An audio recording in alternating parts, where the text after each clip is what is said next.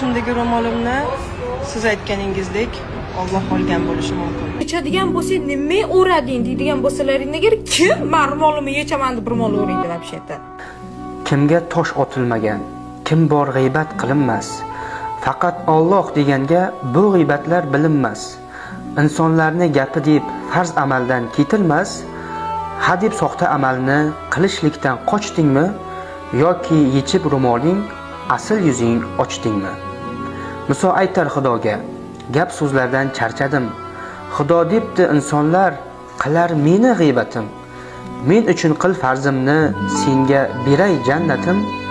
Jahannamning dahshatin jannatlardan kechmagin.